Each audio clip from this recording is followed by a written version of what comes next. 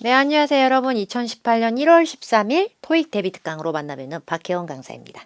자, 오늘은 이제 사실 이 데뷔 특강을 열심히 보고 계신 분들은 아실 건데, 이게 지금 제가 데뷔 특강이 벌써 3회 연속으로 촬영이 이루어지고 있습니다. 그래서 뭐 이것이 지겹다라고 느끼시는 분들도 있을 것이고, 또 도움이 되겠다라고 생각하시는 분도 있을 건데, 오늘 제가 IC 전략으로는 파트 5하고 7을 역시 준비했는데, 언젠가는 이중 지문과 삼중 지문을 분명히 다루게 될 것인데, 오늘까지는 단일 지문을 좀 구성을 시켰고요.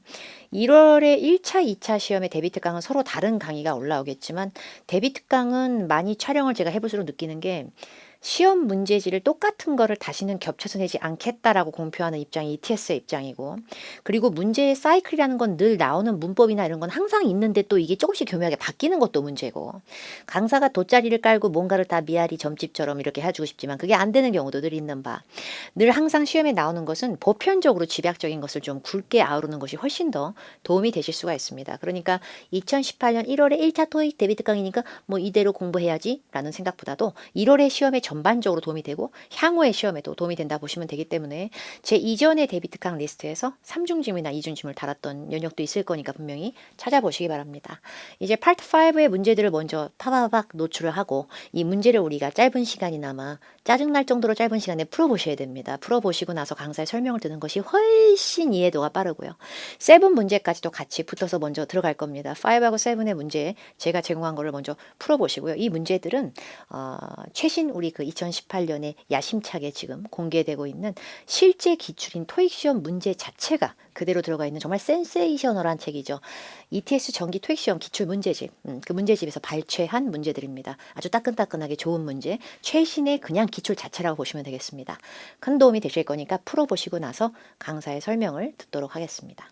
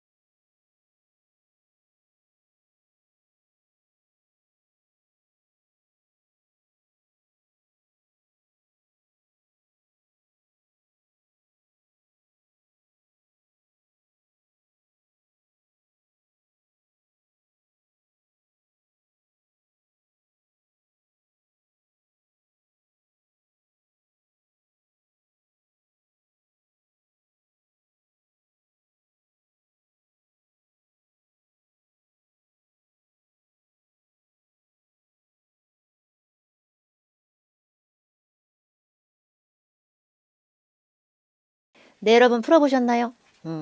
자, 이제 파트 5서부터 신명나게 가보겠습니다. 뭐 신명나진 않네. 페이지 피자마자.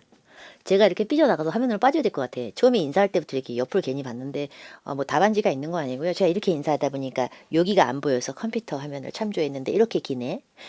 파트 5는 100일에서 130번까지 출제가 되는 쪼꼬미 파트, 파트 7은 147부터 200번까지 나오는 뚱땡이 파트입니다. 그런데 파트 7하고 5 사이에 약간 정말 초귀요미로 16문제 들어가는 5의 장점과 7의 악점을 합한 것 같은 이런 파트 6라고 하는 장문 공란 매위가 있는데, 데뷔 특강의 시간의 압박도 있고 해서 제가 5하고 7은 좀 굵직한 거 위주로 좀 포진을 시켰습니다.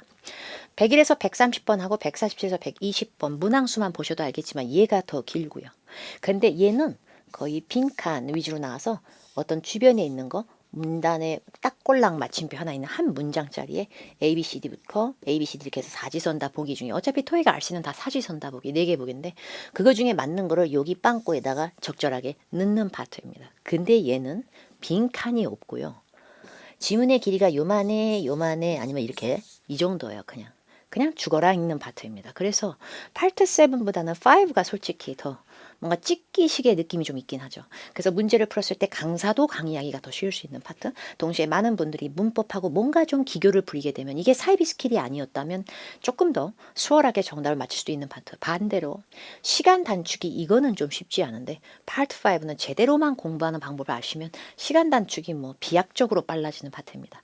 그래서 제 학생 중에 저는 이제 실제 강의는 파워토익이라는 수업을 진행하는데 실전반을 진행을 해요. 그래서 실전반에 겁먹고 일단은 난 실전은 안 돼. 12년째 기초를 할 것이야. 이런 분들도 계시지만 실전반에는 다양한 계층의 분들이 섞이고 다양한 실력과 점수대 분들이 많이 와요. 일단 급하신 분들이 오는데 실전 유형을 하시는 분들 중에 잘 하시는 분들은 뭐 좀 있으면 강사하고 좀 있으면 이제 거의 뭐 비등비등할 판 파트 5 문제를 막 3분에 풀더라고요. 파트 5 30문제를 3분에.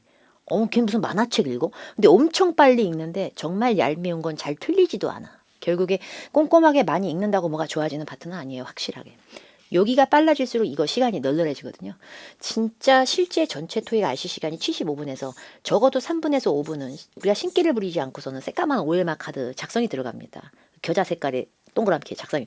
요거 작성하는 시간 빼고 나면 꼴랑 한 72분에서 내가 OLMA 카드 정교하게 동그라미가 늘어지면 한 70분 정도의 시간이 남는 시간 동안에 100문제의 RC를 막 풀어줘야 되거든요. 근데 이렇게 풀 때 이거가 너무 시간을 많이 잡아먹어서 이 파트 7에 적어도 1시간 가까운 시간에 확보가 되시는 분들이 살아남습니다. 토익에서. 그러니까 요거는 진짜 빨리 풀어야 되죠. 이 파트를 빼놓고는 그래서 시간 단축은 불가능합니다. 근데 3분에 푸는 고속의 경지에 올라가기 전에 우리 일단 6분에서 7분 정도의 컷에 들어가는 걸 목표로 잡으시는 걸 추천드립니다. 기본 문법을 베이스로 하지 않고 요새는 어려운 어휘를 잘 다져놔야만 한다라는 것은 저는 반대하는 입장입니다. 기본 문법이 베이스가 돼 있지 않으면 절대 해석이 잘 돼도 해석왕의 끝판왕까지 경지에 올라가도 뭐 크게 그닥 구별은 되지 않습니다. 다만 어휘의 암기는 당연히 필요하기 때문에 이왕에 암기할 거면 제발 토익에 나오는 빈출 어휘 스타일로 암기를 해주시고 그거를 갖다가 무조건 너무 우리가 국한되게 사전적 의미로 단어만 수백 개 수천 개 모아서 외우는 것보단 하나를 외워도 시험에 나올 만한 주변의 흐름까지 잡아서 같이 외우시고 어차피 외우기 싫으면 이렇게 딱 정리해서 외우시는 거 추천드리고 박혜원이 강추하는 연어라고 하는 제 특이한 수업 방식이 이 무료 특강으로도 일부는 공개가 될 예정입니다.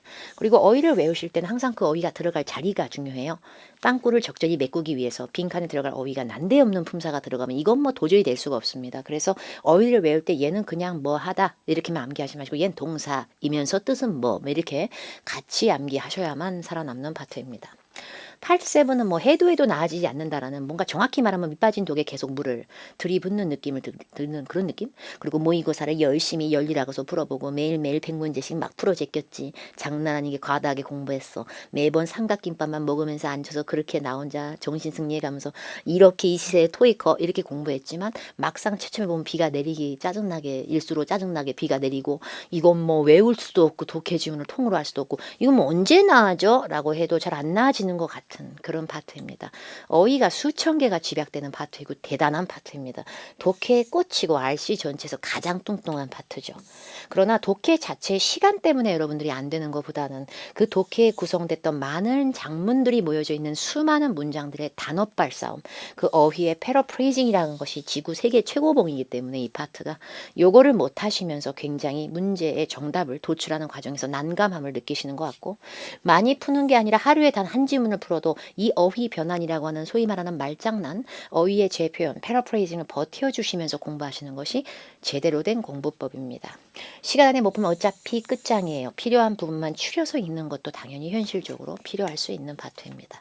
이제 파트 5에 대한 기본 팁을 알려드리고 그 화면에 먼저 파바바박 막 이렇게 지나갔던 문제들은 제가 지금 설명하는 문제 순서로 그대로 세팅됐는지는 모르겠어요. 제가 설명하는 특정 기법의 이 핵심 내용 여기서 이제 특정 문제와 같이 이제 추려지면서 나오는 형태니까 내가 풀었던 문제랑 순서가 다른데 라고 생각해도 여러분이 푸셨던 문제는 다 다뤄드린다고 보시면 되겠습니다. 그런데 오늘 보는 영상에서는 그 하단에 그 영상에 해당하는 그 필기본이나 자료가 따로 제공이 안 됐을 겁니다. 제 개인적인 의견은 아니지만 제공이 힘든 상황에 있기 때문에 여러분들이 이 화면을 있잖아요. 이렇게 뭐 제가 예쁘게 하고 있지는 않지만 이렇게 불편한 얼굴을 하고 있어도 캡처를 하시거나 뭐 스크린샷 혹은 열정 장난 아닌 받아적기를 하셔야 될 수도 있지만 저는 가급적으로 순간적인 캡처를 해놓으시고 나중에 같이 암기하시면 되는 것 같아요. 그죠? 다 받아 적으려면 좀 짜증나니까.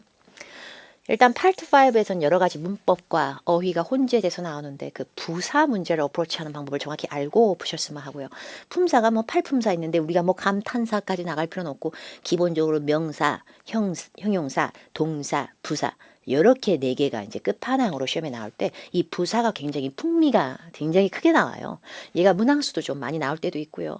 얘를 이용한 품사, 문법 문제, 어휘 문제가 다양하게 전반에 걸쳐서 나오는데 여러분들이 요걸 좀 싫어하시는 것 같은데도 이거에 자꾸 어쩔 수 없이 우리가 목을 메고 있잖아요. 이거를 안 하고서는 맥락이 파악이 안 될 것이고 나는 빈칸 주변만 보고서 문제를 푸는 건 말도 안 된다라고 생각하는 입장이기 때문에 꼼꼼한 나에게는 당연히 번역이 필요하고 그러자면 부사고 뭐고 뭐 해석은 해야 되고 ABCD 스펠링 다르면 이렇게 하고 계시기 때문에 부사 문제는 사실 해석으로 가지 않는 경우가 되게 많아요. 그래서 그 부분에 대해서 제가 좀 설명을 드리고자 합니다. 일단 여러분들이 알고 계시는 가장 친숙한 부사의 형태는 ly 형태의 깔맞춤이 아주 우리에게 익숙합니다. 그러나 ly로 끝나는 것들 중엔 다소 간혹가다 가뭄에 콩나듯이는 형용사로 쓰이는 애들도 있기 때문에 무조건 ly는 100% 부사라고 생각하시면 조금 어폐 있을 수 있고요. 또 때로는 이렇게 ly가 하나도 안 붙어도 부사 전용으로 쓰는 어휘들도 있기 때문에 어휘를 암기하실 때는 그냥 형태로만 대충 보시는 것보다 정확한 품사를 암기하시는 게 좋겠습니다. 이 빈칸의 ABCD 중에 맞는 부사를 고르라라는 지령과 함께 문제가 나왔을 때 이 부사가 ABCD 스펠링이 다 달라도 어느 부사는 시제에 미친 듯이 관여하는 부사가 있어요. 쥐뜻 자체가 너무 시제를 강력히 끌어당기는 나머지 내가 해석을 진짜 못해도 여기 앞에 있는 동사가 is 비동사의 과거 was가 나왔다면 요 네 개 중에서 나는 과거랑 봐봐 잘 어울리지 않니? 그럼 얘가 정답 될 겁니다. 기본적으로 부사는 동사를 수식할 수 있는데 동사 인근에 붙었을 때 동사의 시제에 밀접히 관여하는 것들이 있어요. 그것은 곧 반대로 아무리 내가 해석이 안 돼도 얘는 과거 시제랑은 정말 안 어울리는데 그럼 빼시면 돼요. 대표적으로 과거 시제의 최고봉인 부사를 제가 몇 개 적어봤어요. previously, recently, lately 라고 적어놨고요. recently는 recently라고 발음하시는 것보다 recently가 더 맞는 발음이고요. 둘 다 최근에 란 뜻입니다. 늦은 늦게는 late까지만 쓰고요. 그리고 앞에 previously는 뜻 자체가 솔솔 냄새가 나지 무슨 뜻으로 과거에 이전에 recently하고 lately하고 예를 들죠. 최근에니까 말도 하지 마라. 최근에 남자친구랑 헤어졌거든. 이것을 한국말로 할 때도 최근에 남자친구와 헤어질 것입니다. 이러면 진짜 큰일 나. 최근에 남자친구랑 헤어지는 중 이것도 이상하잖아. 최근에 남친하고 깨졌거든. 이게 더 맞거든. 그래서 최근에라는 말은 그게 1일 전이든 상처가 아물기도 채 안 되는 30분 전이든 한 달 전이든 이거는 얼마 안 지난 따끈따끈한 핫한 과거 느낌이 있습니다. previously 뜻 자체가 과거죠. 그래서 이런 과거 시제 동사 주변에 이런 부사들이 보인다는 건 이건 그냥 나온 게 아니에요. 아무 부사나 아무 동사의 시제를 구현하진 않거든요. 근데 얼마 안 지난 핫한 과거, 10만 년 전 얘기하고 따끈따끈한 과거는 현재 완료, 여러분이 알고 계시는 have pp의 시제에 대용이 되기도 합니다. 현재 완료는 굉장히 용법이 커요. 그냥 과거에서 현재까지 질질 끌고 해왔다에만 쓰는 건 아니고요. 최근에 마무리된 일을 얘기할 때도 쓸 수가 있다는 점은 같이 감안하실 필요가 있겠습니다. ever 같은 경우에는 우리나라 말로 구현하기 좀 미적지근해요. 근데 ever은 좀처럼이나 전에라는 느낌을 좀 많이 주다 보니까 전에라는 말 자체가 전에 해봤었는데 나 이거 전에 그 영화 본 적 있다 이런 식으로 많이 써요. 그래서 경험에 아주 특화돼 있어요. 근데 경험에 쓰는 시제마저도 얘다 have pp.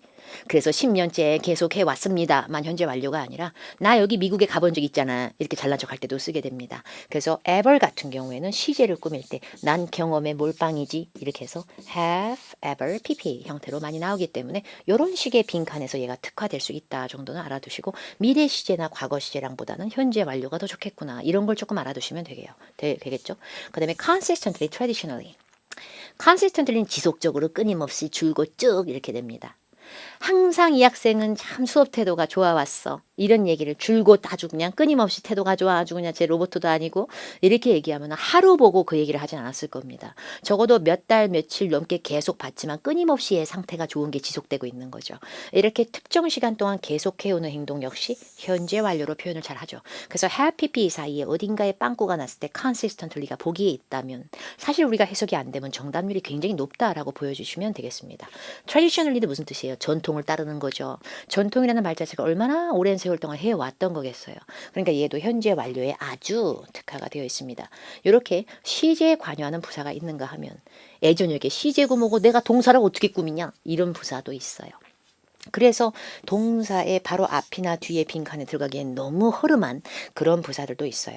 그래서 동사 수식하고 관심 없거든. out of 안중 이런 부사도 있고 원래 못해 이런 부사들이 있거든요. 대표적인 애가 이런 애들이라 보시면 돼요. very, extremely, quite 이런 애들은 다들 매우, 매우, 꽤 이런 느낌이 있고 extreme를 너무 사전적 의미로 극도로 이렇게만 해석하시면 해석이 꽉 막혀요. 해석은 의역의 경계라는 게 있어요. 우리나라 말로 듣기 좋게 변환되는 기술이죠. 근데 해석할 때 그것이 오역이 아니라면 extreme는 주로 very하고 아주 흡사한 양상을 띄어요. 근데 저는 매우 많이 먹어요. 정말 큰일 난 것 같아요. 이걸 영어로 할 때도 I very eat 이러진 않아요. 참 저는 정말 매우 열심히 공부를 하죠. 아무리 그래도 I very study 이러지 않죠. 그래서 very, quite, extremely 같은 것은 very difficult 너무 어렵네. very beautiful 진짜 이쁘다 이런 식으로 약간 형용사나 자신과 똑같은 부사물이 따위를 강도를 수식할 때 써요. 쓰는 그런 애들 그래서 강도부사, 강조, 정도, 수식, 부사 막 이런 별명을 갖고 있어요. 동사 수식은 잘 못해요. 그 다음에 동사 수식을 또 별로 상관없어 하는 애가 토익에서는 almost는 동사 수식을 원래 못하는 어용은 아닌데요. 부사예요. LI가 안 붙어도. 근데 얘는 이런 걸 좋아하더라고요. 대명사라고 해야 할지 형용사라고 해야 할지 문법 용어에 너무 심취하지 마세요. 저도 문법 용어 잘 몰라도 점수 잘 나오더라고요. 서술적 의미에 너무 심취하지 마세요. 확실한 건 이런 형태를 많이 끈다 정도로 아시는 게 좀 더 잘하는 거라고 좀 보여져요. 단어의 의미를 물어보는 시험까지는 아니니까 한국말로 써서. all, every 같은 건 모든 거죠. 모든 학생들이 다 점수가 나왔어. 제 수업을 들은 모든 학생들. 이것은 거의 사기와 가깝습니다. 학생들의 개인 노력의 여하에 따라서 강사는 똑같이 강의를 하지만 누군가는 흡수의 정도와 선천적인 이해적인 사고방식과 인지 능력에 따라 점수는 다를 수도 있고 노력의 여하에 따라 판이하게 달라지지. 판이하게. 그러다 보니까 모든 학생이 다 900점을 넘었어요. 이럴 수 없어요. 거의 모든이라고 하면 조금 덜 거짓말 같아요. 그죠? 그래서 almost는 완전체를 좀 미완성으로 바꿔주는데 특화가 돼 있어요. 그래서 almost all, almost every. 너무 좋아요. 근데 virtually 이거를 아시는 분들도 많지 않거든요. 여기까지 추천드립니다. 한 번에 외울 때 두 개를 같이 일석이조로다가 virtually는 뜻이 두 개예요. 사실상이란 뜻도 있고 거의란 뜻도 있어요. 예를 들어서 impossible 갖고 얘기를 해보죠. possible의 반대말. virtually impossible. 사실상 이건 불가능해. 괜찮고요. almost의 동의어로 virtually 하다서 이거는 virtually impossible해. 그러면 거의 이것은 안 되지. 약간 이런 느낌이 되다 보니까 얘도 every나 all 앞에 못 오는 거 아니에요. 가능합니다. up to 전치사처럼 생겼지만 부사로 주로 사용합니다. at least at이 붙었고 list니까 뭐 최상급이야 전치사 이러겠지만 부사로 사용합니다. approximately 많이 들어보셨죠. about around도 진짜 많이 들어보셨는데 얘들이 싹 다 부사 역할을 할 때는 숫자에 너무나도 특화가 되어 있어요. up to는 지금까지 토익의 수많은 회차에 함께 해왔지만 단 한 번도 영어 단어 앞에서 정답이 되질 않아요. 늘 그렇게 고지고대로 숫자를 끌어요. 그리고 최소 100명이든 최소 100달러든 돈이든 사람 수든 상관없어요. at least 역시 숫자에 난리가 나요. approximately 전설의 숫자 전용이죠. 뜻 자체가 대략이니까. about은 뭐뭐에 관해서 아니야. around는 뭐뭐 주변이고 이것은 전치사라고 해서 명사하고 연결할 때나 그렇고요. 부사로 변질되는 순간 얘들도 숫자 앞에 붙어요. 그래서 대략이란 뜻을 갖게 돼요. about 300 people 대략 300명 이렇게 됩니다. nearly nearly도 동사 수식보다는 얘가 관심 있는 부분이 좀 국한이 돼요. 토익에서는. 지금 처음에 얘기한 이 애들은 동사 수식이 아예 X고요. 얘들 중에서는 동사 수식을 누군가는 할 수 있는 실제 영어에선 존재하더라도 토익에서는 이런 패턴을 조금 암기하시란 얘기예요. nearly는 숫자를 되게 잘 끌죠. 얘도 거의란 뜻이 있거든요. 가까운이란 뜻만 있진 않죠. 가까운 건 오히려 그리고 그냥 near이고요. 그리고 nearly는 finished나 completed의 달인이에요. 그래서 숙제 다 했어? 그렇게 되면 정말 장난 아니게 완벽하게 완성했습니다. 이러면 물어본다. 그러면 집에 가보겠습니다. 또 이럴 수 있거든. 그래서 숙제 다 했어? 그럼 거의 다 했죠. 거의 끝나갑니다. 이러면 괜찮거든. 그래서 모든 것이 쿨레음이 막 깨소금이 나듯이 하면서 확실하게 끝나는 것보다도 거의 다 완성 단계다. 이런 식으로 아주 잘 나옵니다. nearly finished, nearly completed 이런 건 조금 암기하실 필요가 있겠고요. completed에서 d를 빼고 complete까지만 써도 완성한이라는 뜻의 형용사로 사용이 가능합니다. well은 논란의 중심에 쓸 수 있고요. well은 동사 수식 곧잘합니다. 여기 써 있는 모든 것들이 동사 수식이 안 된다는 건 아닌데 얘는 꼭 이상하게 well 자체가 우리나라 말로 뜻 생각하면 잘 이게 많이 떠오르죠. 잘이라는 말 자체가 의미하는 것이 뭔가 성과가 좋을 때 잘이라는 표현을 씁니다. 그러다 보니까 well은 어떤 의미의 형용사를 수식하는 부사 역할을 할 때도 그냥 일반적인 묘사형의 정품 형용사보다 완료의 느낌을 강조할 수 있는 그 과거 분사라고 하는 표현의 PP를 너무 잘 꾸며요. 그래서 정말 매우 많이 존중받는 아주 well respected. 정말 이번에 행사에 사람들이 많이 참석해 줬네요. 팔이 날릴 줄 알았는데 너무 많이 왔어요. 그럼 well attended. 그 다음에 마땅히 이럴 만한 가치가 있고 충분히 이럴 권리가 있죠. 아주 잘했어요. well deserved. 그 다음에 well이 ed만 잘 꾸미는 게 아니라 이럴 만한 가치가 있었어. 우리가 이번에 프로젝트 하면서 돈을 엄청 썼지만 그 돈을 쓸 만한 충분한 가치가 그냥 가치가 아니고 엄청난 가치가 이럴 때는 well worth 이런 식의 구문이 나오기도 해요. 자, 이런 거를 조금이라도 암기한 상태에서 우리가 문제를 풀면 나아진다는 거는 확인해 봐야겠지만 저는 이렇게 생각해요. ABCD 보기 중에 토익은 저는 ABCD 보기가 완벽한 문장을 해석하는 것보다 이걸 일단 넣어야 되거든 여기에. 그래서 이 주변만 봐도 마음에 안 들면 치워야 되는데 이게 어떻게 previously는 과거입니다. 이전에란 뜻으로 과거 냄새가 너무도 많이 진동하는 가운데 동사에 분명히 야 나 과거야. 너도 과거로 나와. 이렇게 영향을 미쳤을 건데 나의 쩌는 엄청난 해석보다 여러분 attended가 맞지 않을까라는 불안한 생각이 드는 가운데 과거 시제가 훨씬 좋습니다 여러분. 그래서 제가 봤을 때 previously는 절대적으로 정답이 되지 않습니다. 이렇게 시제에 관여하는 부사는 그 시제가 어울리면 정답인데 안 어울리면 도저히 안 되고 강을 건너버리기도 해요. well이 왜 나온지 알겠다. well이 토익에 나왔을 거면 정말 많이 참석해 줬어요. well attended 이랬을 건데 토익형으로라면 그래서 마음에 안 드네요. 에휴, almost나 아무래도 all, every 원래 실제 영어의 그 무수한 바다에서는 아예 동사를 못 꾸미는 건 아니지만 걔는 그런 거거나 대략 몇 개 이렇게 숫자도 하고 이게 나왔을 건데 정답에 대한 확신보다는 나머지에 대한 오답을 소구하시면 정답은 딱 하나밖에 안 남는 순간입니다. 정말 코 한 번 안 풀고 정답이 나오는 거죠. 이제 가서 해석해도 뭐 듣진 않겠죠. 미스 링 언니가 오늘은 여기 안 계시지만 그렇지만 보통 평상시에는 보통 웬간한 모든 라이브러리 보드 미팅은 다 참석하시는데 오늘은 안 계시네요. 이런 의미입니다. 제가 해석을 되게 잘 하더라도 정답은 똑같다는 현상이 보여지셨으면 합니다. typically는 전형적으로란 뜻만 있는 게 아니라 오히려 토익에서는 normally, usually, generally 따위의 유의어로 사용하면서 일반적으로 대개는 보통은 이란 뜻으로 아주 잘 사용하는 부사입니다. 이렇게 부사 문제는 아주 빠르게 풀 수 있기도 하죠.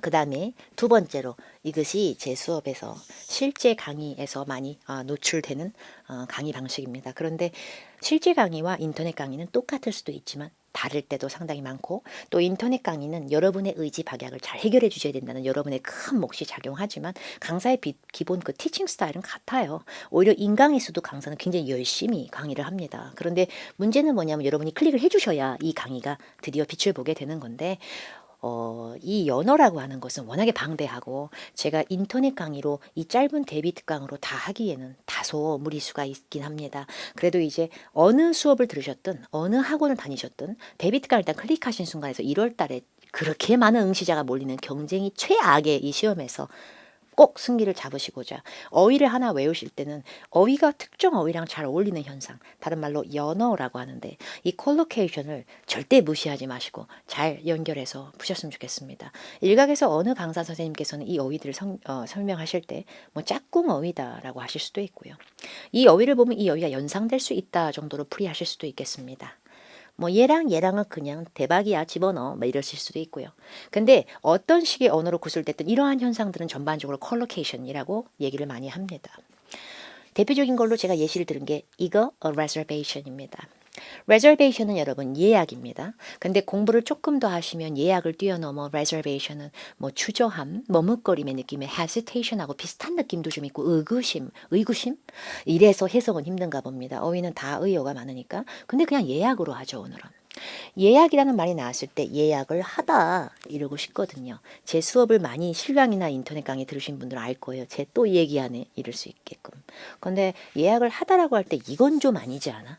사전에 검색해서 두가 나와봤자 안만 두어도 do a reservation 이거는 발음을 안만 굴려도 다소 영어가 별론데 라는 생각밖에 들지 않는 두보다 훨씬 잘 어울리는 뭔가 찰떡 같은 동사가 있는데 근데 걔가 원래는 만들다 라는 뜻이 있는데도 불구하고 자기 원래 만들다라는 뜻인데 왜 여기다 넣으면 얘는 그냥 하다인가? 도저히 이해할 수 없지만 reservation, make a reservation 너무 잘 어울리죠.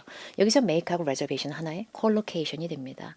어휘 두 개가 붙어서 사전적인 의미적으로 두 의미가 잘 어울려서 임시적 phrase가 형성되기도 하지만 두 개 중에 한 어휘가 희생정신을 발현, 얘하고 그냥 붙어나는 느낌으로 쓰기도 합니다.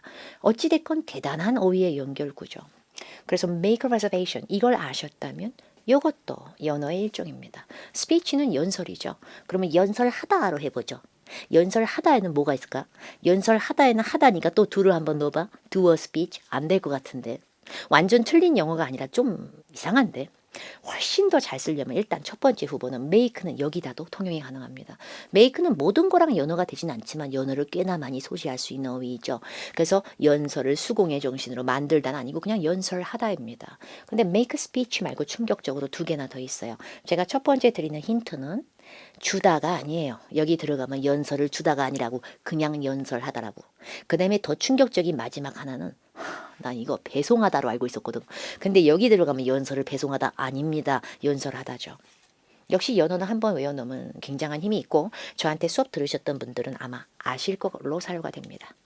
Give a speech, deliver a speech, make a speech. 셋 다 연설하다에 아주 좋은 연어입니다. 근데 토익은 빈칸이 2칸 나오나요? 1칸 나오나요? 꼴랑 1칸이 나옵니다. 한 칸 주변에 speech가 있고 보기 중에 어딘가에 딜리버리 있었다면 그냥 넣어주시는 거 추천드립니다. 그냥 넣어주시는 거. 절대적으로 문제는 오류를 양산할 수 없는 바 이 TS의 그 똑똑한 문제들이 딜리버라고 기브를 같이 쓰진 않을 겁니다. 절대 보기에. 세 번째 decision으로 가보죠.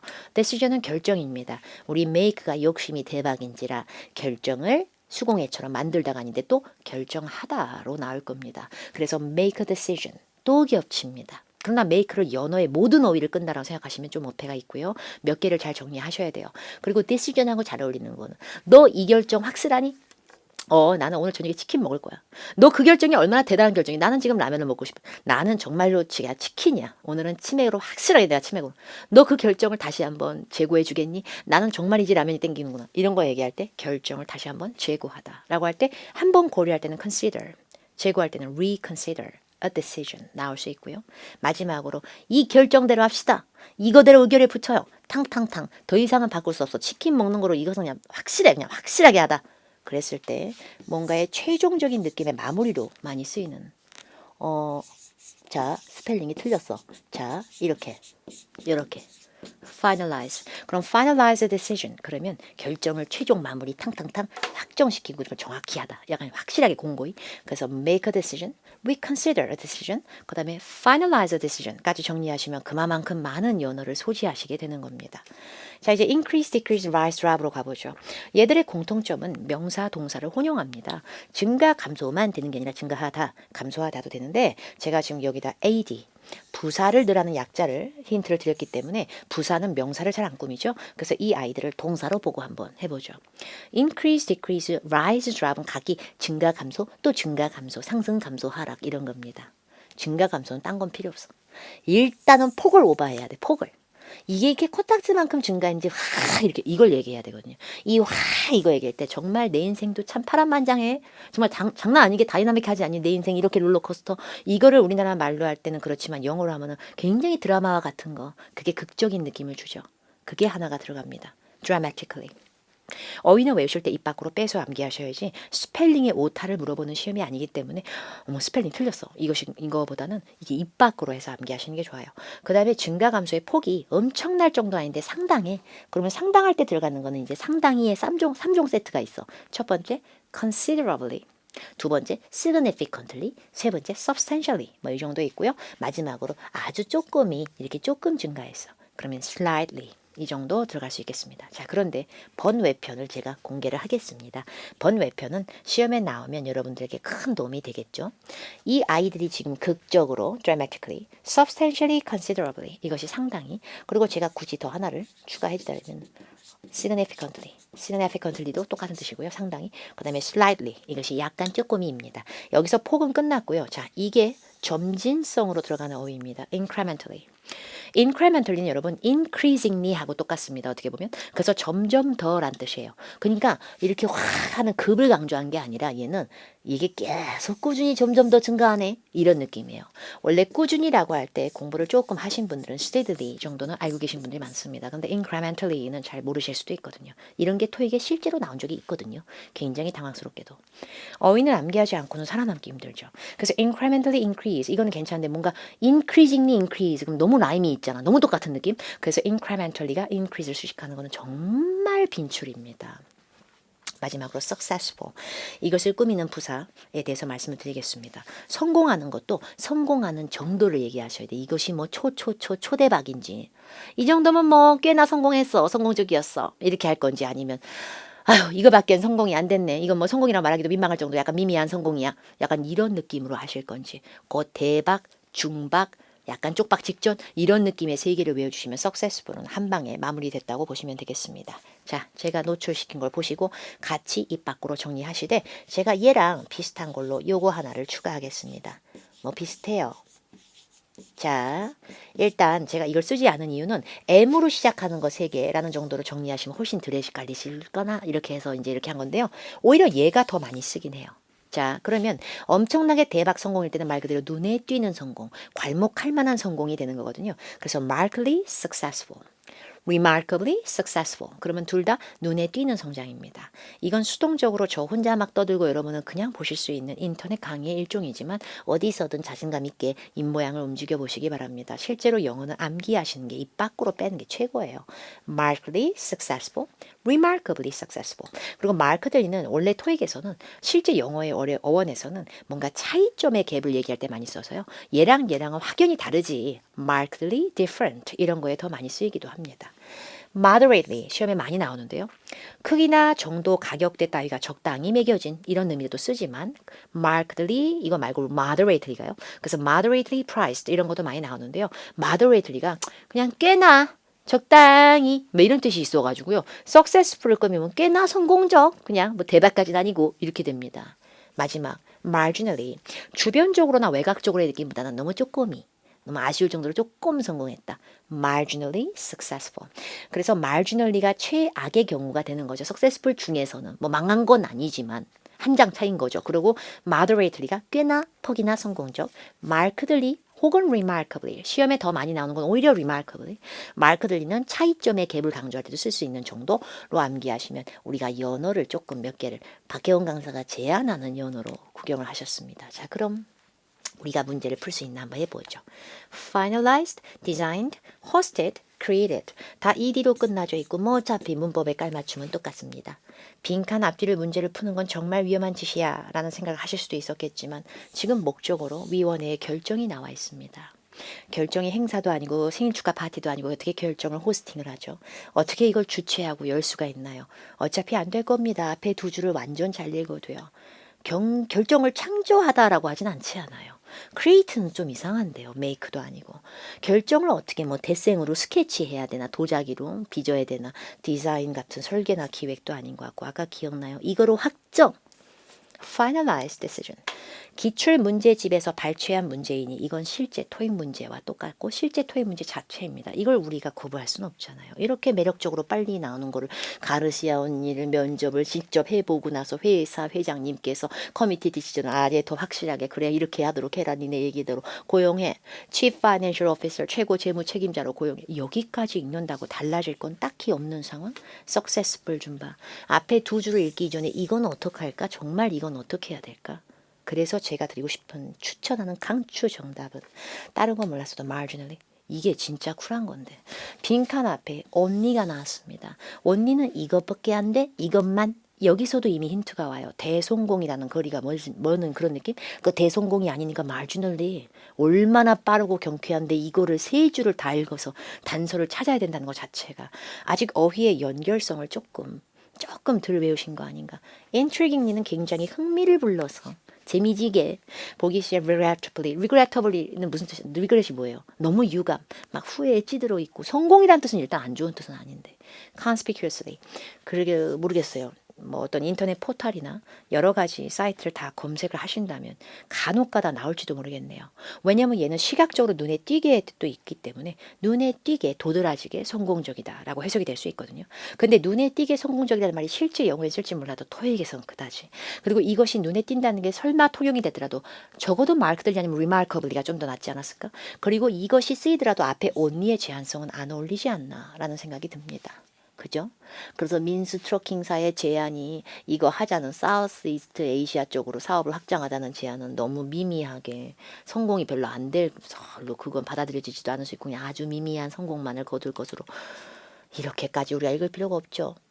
자, 됐어. 나는 읽을 거야. 미스 밀즈는 correctly하게 predicted 했어. 정확히 잘 예측을 했지. that 이하를 끊어주고 sales가 매출이나 판매량이 would increase 늘 것이야. 빈칸 뒤에 as the companies 라디오 애드버타이즈먼트가 to air에 전파 타는 거지 공기로 가는 건 아닐 거고 이게 전파 타는 거고 그럴 때가 아니라 빈칸 앞에 increase가 나왔는데 이걸 이렇게 시간이 아깝게 증가 감소는 폭을 얘기하든지 폭이 다 아니라면 차라리 증가 감소에 꾸준함을 줬었어야 되는데 아까 제가 말씀드린 incrementally 점점 더 증가할 거야. 우리 매출이 점점 더 내려가지 않을 거야. 이런 얘기입니다. 자기네 회사 얘기를 하고 있는 것 같아요. 자기네 회사 매출을. 근데 남의 얘기 주워 들은 것처럼 전해지는 바에 따르면 이거 아닌 것 같고요. 그리고 생산적으로 능률적으로 하는 productively 안 돼요. 생산적으로 는다 그러면 안 돼요. 생산적으로라고 하는 그 productivity라는 어휘 자체는 업무의 능률에서 주로 나오지 매출의 폭을 강조할 수 없는데요.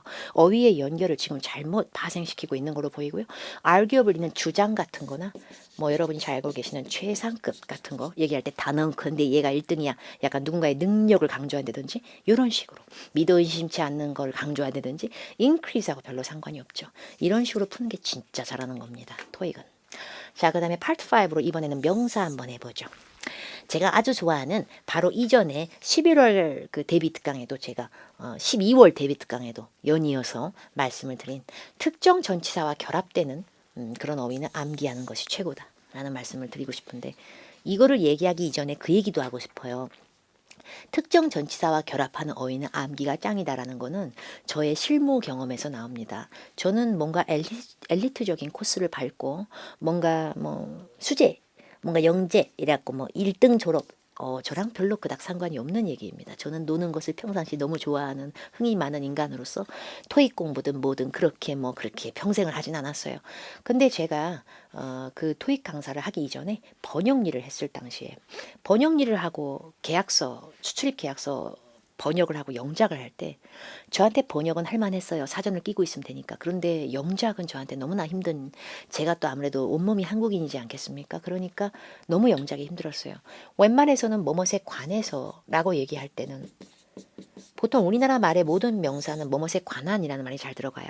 이거에 관한 문제점, 이거에 관한 논의, 이거에 대한 설명 다 되잖아요. 근데 뭐뭇에 관한이나 뭐뭇에 대한은 그냥 about으로 통합하면 안 돼? 이러고 싶었지만 마음대로 안 되더라고요. 전치사가 수백 가지가 있는데 그중에서 지들 멋대로 맨날 어울리는 것들이 있더라고요. 대표적으로 가장 충격적으로 저한테 다가왔던 것들은 사실 왜 뭐뭇에 관한 질문이라고 할 때는 questions about, inquiries about 이 정말 잘 쓰이는데도 불구하고 discussion은 about이 안 되는 게 아니에요. 잘 써요. 근데 왜 이걸 유독 좋아하는가? on도 뭐뭐 상해란 뜻도 있지만 뭐뭐 위에도 있지만 뭐뭐에 관한이라는 대용이 되거든요. 그게 discussion on 이게 참 많이 나오더라고요. 다만 오해하시면 안 돼요. on이 없다고 discussion 못 쓰는 거 아니에요. on 앞에 빈칸일 때 유력할 수 있다는 얘기지. 그리고 이상하게 커리어론 경력 같은 거 얘기할 때는 이런 분야에서 내가 따낸 경력과 나의 경험 이래가지고 분야를 끄는 전치사 in을 많이 소지하더라고요. about은 잘 안 붙더라고요. 그리고 adjustments 뭔가를 조정하거나 조율하는 건데요. 원래 mont를 빼고 adjust까지만 써도 adjust가 동사일 때도 depend on이라고 하듯이 adjust는 to가 잘 붙어요. 그래서 얘가 명사일 때도 또 to가 붙어서 요거에 좀 변경과 수정 이렇게 되더라고요.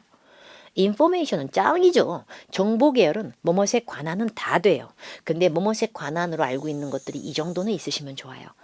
information on, information about, information regarding, information concerning, information pertaining to 전부 다 뭐뭇에 대해서 관해서입니다. 정보가 남은 뭐에 관한 정보인지 얘기를 하셔야 되기 때문에 얘들도 비슷해요. questions나 inquiries도 뭐에 관한 질문인지 얘기하기 위해서 about, regarding, concerning 이런 것들은 다 가능하고요. 여기 pertaining to가 안 된다는 얘기 아니에요. 그리고 마지막으로 commitment에 대해서 좀 말씀을 드리려고 하는데 commitment는 뜻이 많아요.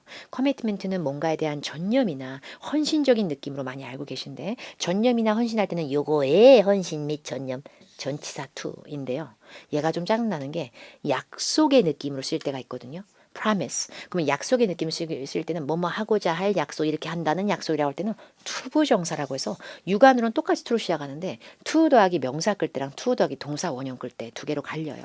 이거는 실력이 어떤 실력이든 암기하시면 되니까 아까 말씀드린 것처럼 이 인강을 보는 이 순간에 다 빠바바박 입력은 안 될 거예요. 그러나 이걸 잘 외워두시면 굉장히 많은 문제가 맞힐 거라는 그 고지를 생각하시고 암기를 피할 수는 없어요. 자연스럽게 이해시켜주면 안 될까? 자연스럽게 이해를 풀 수 있는 문제는 단순한 문법 문제고요. 어휘 문제가 굉장히 많이 나와요. 토익은.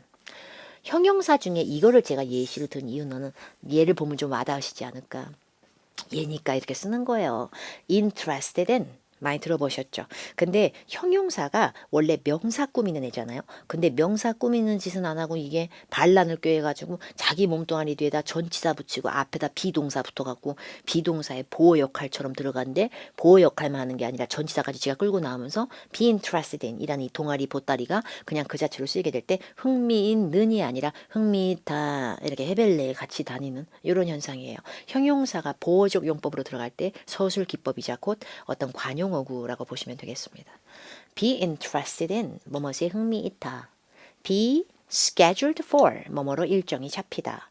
be appreciative of 그러면 그냥 동사 appreciate 하고 똑같으시는 거예요. 뭐에 대해서 감사하다. 물론 appreciate는 뜻이 많은 어휘지만 be selective about 아주 이거 골랐다 저거 골랐다 너무 까탈을 부린다. 이거저거에 되게 선별적이다. be responsible for 그럼 뭔가에 대해서 완전 책임을 지지롱. 맨 마지막으로 be conducive to 그러면 뭔가에 굉장히 이롭거나 도움이 되고 좋다 이렇게 되죠. 이렇게 전치사가 다 한 번 외울 때 되게 짱나지만 외워놓으시면 이거 앞에 빵꾸가 들었을 땐 예 이런 게 보이기 시작하고 이거 뒤에 빵꾸가 들었을 때 이 전치사 이런 게 보이기 시작해요. 실례로 들려드리면 자 이거 보세요. 일정이 다시 잡혔어요. This Friday 이번 금요일 날 하기로 일정이 잡혔어요. 다시 이랬을 때 보기에 by랑 for이 나오면 보통 혹은 on이 나오면 막 죄다 on 가고 by 가고 막 이래요.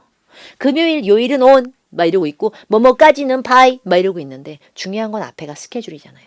스케줄, rescheduled 뒤에는 for이 짱이에요. 짱이에요. 그래서 이렇게 뒤에 있는 것만 놓고 문제를 푸시는 게 아니라 형용사가 앞에 오가 붙는 그 전치사랑 같이 관용어가 되는 어휘들은 그걸 무시하시면 안 돼요.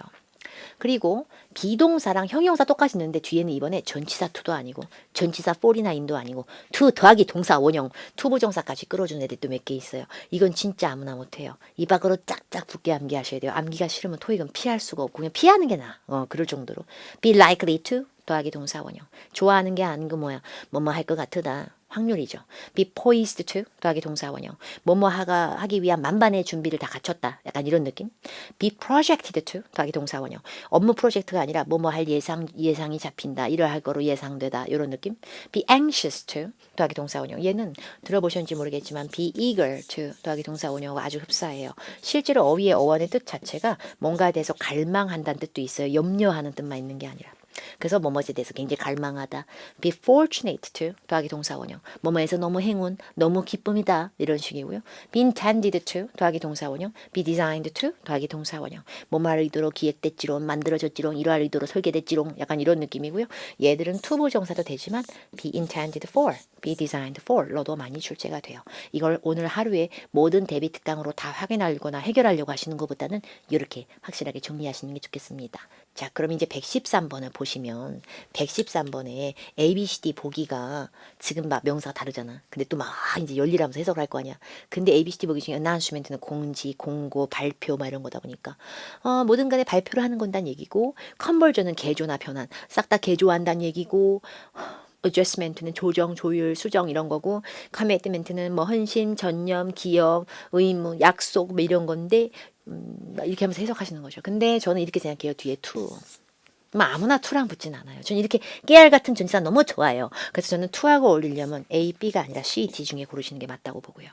근데 제가 봤을 땐 office supplies라고 하는 사무용품에 내가 기여나 전념까지 할 필요가 있나 굳이 걔한테 약속까지 사실 약속일 때는 to 부정사로 to 더하기 동사원형 그래서 제가 봤을 때 이 문제 정답은 몽트고머리 씨한테 사무용품 주문에 관련돼서 모든 변경할 사항이 있으면 2시 전까지 얘기해서 나중에 나 기회를 맞추고 이렇게 해서 adjustment to 이렇게 됩니다. 전치사 무시하시는 거 오히려 좋지 않아요. 그리고 또 이걸 보세요. be 빈칸 to 더하기 differ. different에서 나오는 동사 원형입니다. 비동사로 시작해서 to 부정사로 끝났군요. be 빵꾸 to 더하기 동사 원형 아무나 못하죠. 제가 봤을 때 이 문제 정답 보기 보세요. 자, 내가 해석을 안 해도 어떤 게 제일 맞을까? 난데없는 최근에라는 과거로 들어간 또 recent? 뭐가 제일 맞을까? be likely to 더하기 동사 원형 얼마나 깔끔해. 근데 important 안 되나요, 저기요? important 안 돼요? 네, 안 됩니다. important는 오히려 important critical, 중대한, 혹은 뭐 integral, 굉장히 뭐 필수적인 없어서는 안 될 뭐 이런 어휘들이 있거든요. 요런 애들 혹은 뭐 중앙이 된다라는 의미로 central 이런 어휘도 있어요. 제가 판서를 참 못해요. 근데 이런 식의 애들 다 중요하다는 뜻이 있는데 중요한 것들은 오히려 이거에 중요하다고 할 때 전치사 to가 붙어요. 이런 걸 구별 잘 해주세요. 그냥 to 이렇게 외우면 헷갈리거든요. 투부정사 to보다 전치사 to가 훨씬 좋습니다. 근데도 투부정사는 제가 본 적 있거든요. 그럼 아마 이런 걸 보셨을 거예요. It is important to 어쩌고 저쩌고 이런 건 보신 적 있을 수 있어요. to 더하기 동사원형. 여기선 이게 important 게 아니고요. 가짜 주어라고 해서 뜻없는 가주어라고 하는 이 뒤에 나오는 진짜 주어 매복 부분의 문법일 뿐이에요. 이런 거 보시고 헷갈리시면 안 돼. 뜻이 있는 주어가 나왔죠.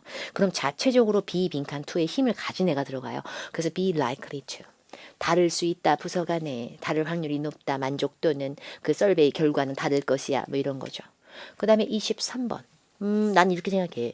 빈칸 앞에 information, 명투더사. 저는 품사를 좋아하고 빈칸 뒤에 소유격 뒤에 라인이 뭐 몸매 라인이든 제품군이든 장비 뭐 이런 거든 그 군이든 그 몸매는 아니겠지만 어쨌든 얘도 명사.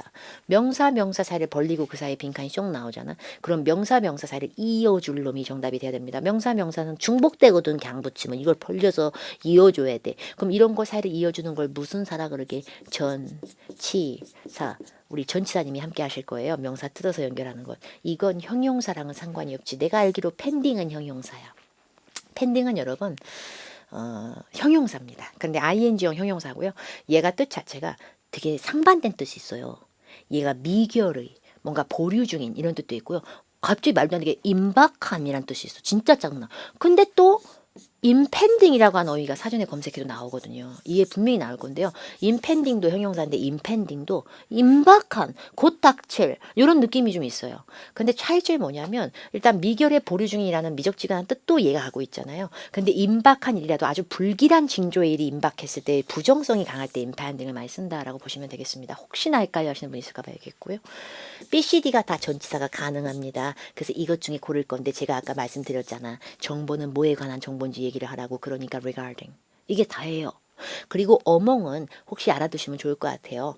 among은 뜻 자체가 뭐뭐들 사이에예요. 뭐뭐들 사이에. 얘 뒤에 복수급니다.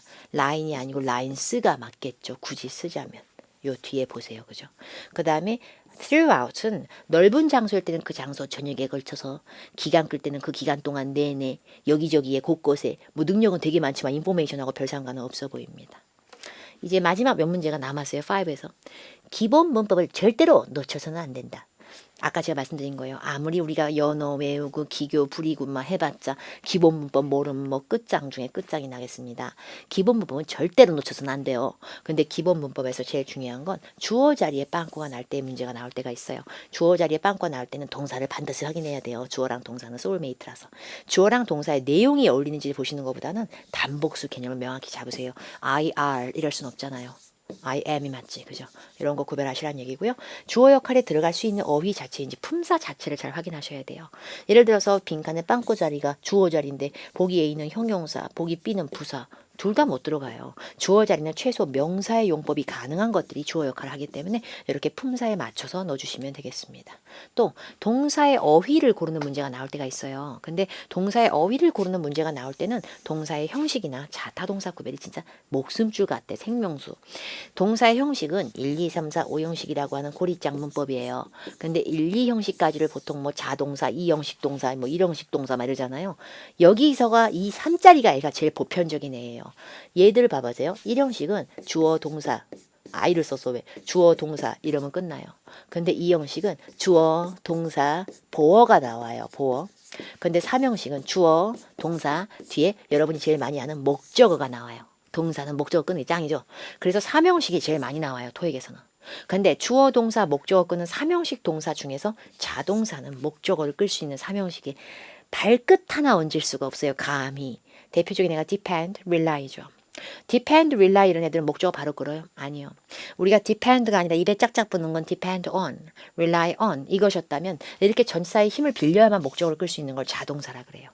근데 반대로 목적어를 끄는데 내가 왜 못 끄냐? 그냥 끄는데 나 삼형식 타동사인데 이런 게 더 많아요. 그래서 삼형식 타동사를 외우기엔 개수가 너무 많아서 절대 우리가 이번 생에 둘 다 안 돼요, 여러분. 그래서 자동사를 잘 추려서 외워주셔야 됩니다. 그래서 자동사인데 무슨 목적 끌겠다고 나왔어. 그럼 빼버리시면 된다는 얘기죠.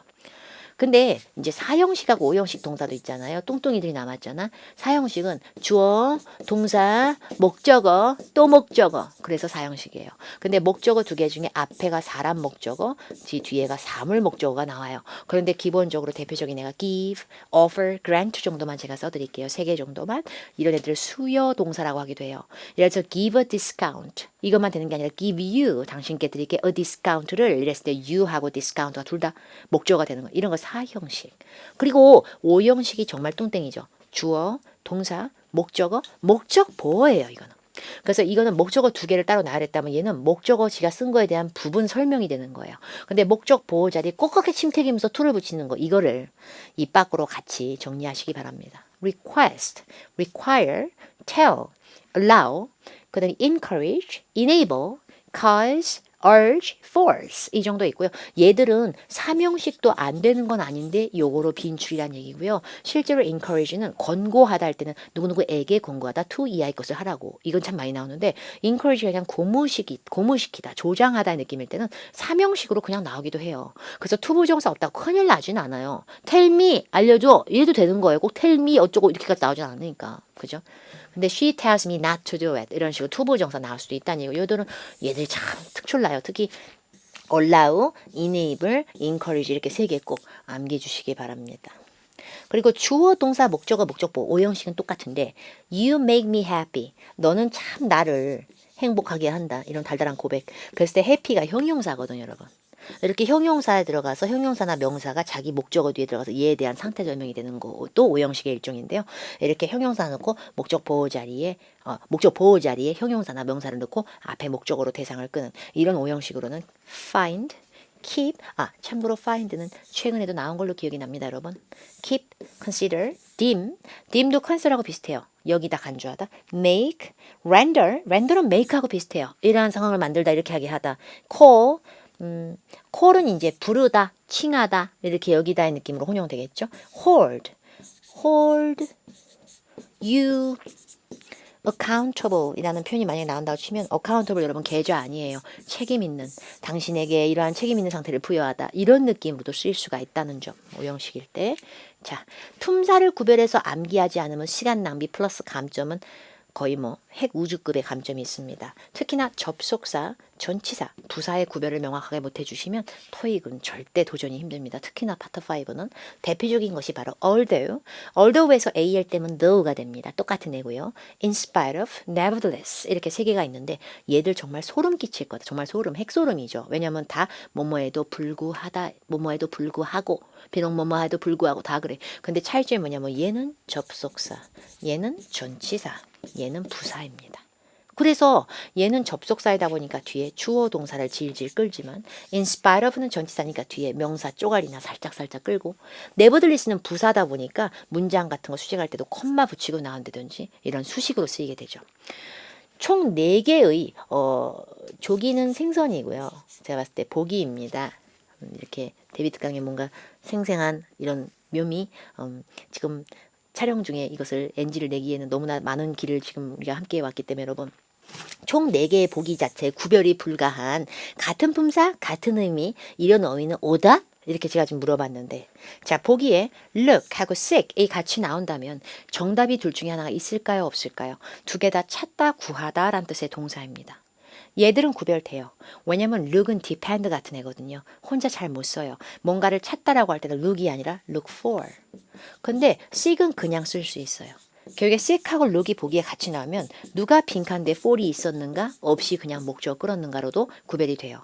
그런데 제가 지금 두 번째로 보여드리는 illustrate, describe라고 하는 것은 둘 다 자세히 묘사하다의 뜻으로 겹치고 둘 다 동사이고 둘 다 타동사이고 둘 다 목적어 소름 끼치게 잘 그리잖아.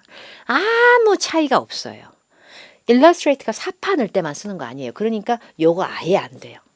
그리고 instead of, rather than 이거는 얘는 접속사도 되고 전치사도 돼요.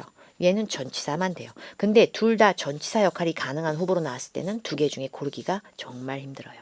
전치사 문제를 고를 때는 instead of도 뭐뭐 대신에 rather than도 이렇게 하지 말고 이 대신에 완전 똑같잖아요. 다만 능력이 rather than이 좀 크지만 전치사를 고르는 문제일 때는 힘들 수 있다는 얘기죠.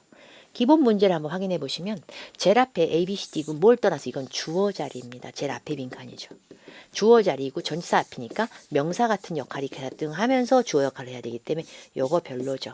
그냥 깔끔하게 they를 쓰시고 뒤에 of 빼는 게 낫죠. their own이라고 하는 건 그들의 라는 소유격 their를 강조해서 그들만의 혹은 그들의 것 이런 식으로 될 수는 있으나 보통은 주어 자리에 잘 안 나오죠. 그리고 all하고 others에 대해서 말씀을 드리면 others는 s가 붙어 있으니까 복수의 어형을 충실하게 따라줬기 때문에 명사화는 되어 있습니다.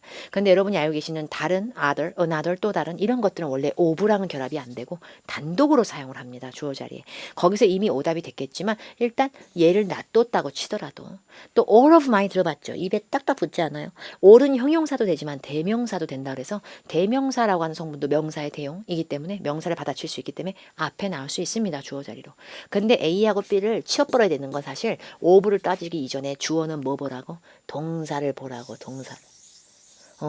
이게 was가 아니고 이게 써 있어야 될 거 아니야. 아래 과거가. all도 복수에서 유발됐지. 왜? performance를 복수로 쓰셨기 때문에 복수의 모든 것은 다시 복수야. all이 불가산도 끌 수 있지만 뒤에가 복수 무대면 걔에서 모든 건 또 모든이면 복수야. 그러니까 all others에서 other도 s 붙었으니까 복수니까 여기가 wall로 가야 돼요. 여기까지 이해가셨어요? 그런데 각각이라는 뜻의 each가 one of 구문의 one이라는 숫자랑 결합돼봤자 각각 하나가 되다 보니까 이건 단수 취급으로 each one of 이거 하나하나는 다 어차피 하나하나로 뜯어서 얘기했으니까 단수 너무 잘 어울려. 그러니까 주어는 동사부터 보셔야 돼요. 그리고 12번 A, B, C, D 보기를 보세요. 잘 보시면 가만 써보자. 빈칸 앞에 be intended for 이것이 나왔고 자 비동사가 동사고 빈칸 뒤에 interested in 여러분 이건 동사예요 아니에요? 이거 동사예요 아니에요? interested 동사예요 아니에요? 지금 이 상태로요. 사전에 검색했을 때 interest가 동사도 된다고 그런 거 말고요. 이 상태에서요. 이 상태에서 뭔가 아쉽지 않아? 제가 봤을 때는 그냥 interested가 아니고 be interested in 이건데 비동사 뒤에 나왔던 형용사 역할의 interested인데 비동사 없다고 얘가 지금 동사가 된다고 그럴 리가 없지. 제가 봤을 땐 interested in 여기서 비동사가 없으면 얘는 동사가 아니에요. 그러면 빈칸 앞뒤를 제가 봤을 때 동사라고는 지금 is 하나예요. 이게 왜 이런 거에 집착을 제가 해야 되냐고요. 동사가 하나가 있으면 한 문장인데 이게 들어갈 리가 없으니까. WH를 접속사로 논했던 관계대명사로 논했던 의문대명사로 논했던 잘못된 문법 명칭 아니에요. 근데 확실한 건 얘들은 동사가 여러분 두 개는 보여야 될 건데 얘들은 두 문장, 주어 동사가 있는 두 문장이나 주어가 빠지든 불완전하든 문장 두 개를 이어주는 성분이에요. 앞머리 WH가. 근데 동사 하나밖에 없으면 이건 빼박이로 한 문장인데 왜 들어가죠? 그래서 C하고 D가 안 되다 보니까 A하고 B의 싸움이 됩니다. 그런데 A하고 B의 싸움을 잘 보시면 빈칸 뒤에 or이 나와 있으니까 아무래도 정답은 가만히 있어봐. either A or B 이러니까 틀리는 거지. 왜냐면 either은 여러분 either 이거 빵꾸 EITHR either A or B 이러실 거면 여러분 interested in을 빼버리고 그냥 either medical or health related 이렇게 하셔야죠. either은 A or B에서 A or B의 선택권이 바로 나와야지 interessed이 들어갈 자리가 어디 있어요. 이거 봐. 오히려 멀리 볼수록 더 헷갈려요. either interested in medical or 이게 아니고요. either medical or health related. either 형용사 or 형용사 careers. 이게 맞다고요. 이게 지금 상관성이 떨어졌다고요. 그래서 제가 봤을 땐 those가 맞아요. 왜냐면 those는 저것들이란 뜻만 있는 게 아니라 토익에서는 그냥 사람들이라는 보편성을 수식할 때 많이 써요. 그래서 대명사를 쓰다 보니까 명사 자리로 잘 와요. 전치사 뒤에. 근데 those가 people의 느낌이지 난 저것들 아니거든. 이럴 때 those는 항상 나 사람이었다 라는 걸 표현하기 위해서 those who라는 표현을 많이 써요. 근데 those who에서 who가 뿅 없어지는 마법이 참으로 많이 보여. who는 근데 억울해서 지 혼자 안 없어지고요. 비동사랑 같이 없어져요. those가 복사 보니까 those who are interested에서 who is가 who are이 정말 보이지도 않고 이렇게. 그래서 those who are interested 여러분이 알고 있는 be interested in에서 비동사가 아쉽게도 who가 데리고 물귀신으로 빠진 거예요. 근데 이렇게 나머지를 소거하실 줄 알아야 되고 보기 중에 동사 개수가 중요하다는 걸 보셔야 됩니다.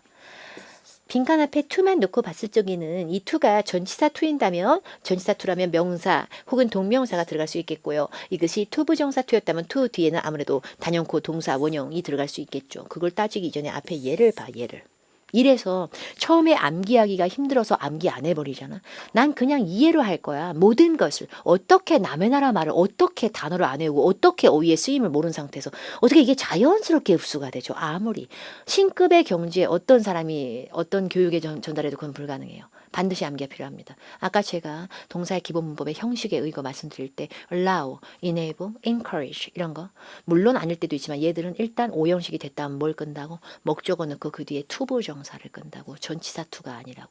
그러니까 투 뒤에 동사 원형 넣으실 거면 얘밖에 안 되는데 동사 원형은 제일 짧은 게 원형이라서.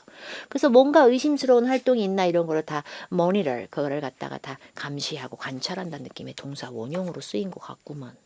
그 다음에 117번 ABCD 보기를 보니까 제가 보니까 빈칸 앞에 carefully 매우 조심스럽게보다는 신중히 꼼꼼히 약간 이거 다 리뷰하세요. 빈칸에 it has been received from the maintenance department. maintenance에서 그걸 수령한다 어쩐다.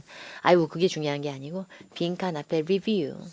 빈칸 뒤에 has been 동사 하나, 동사 두 개예요.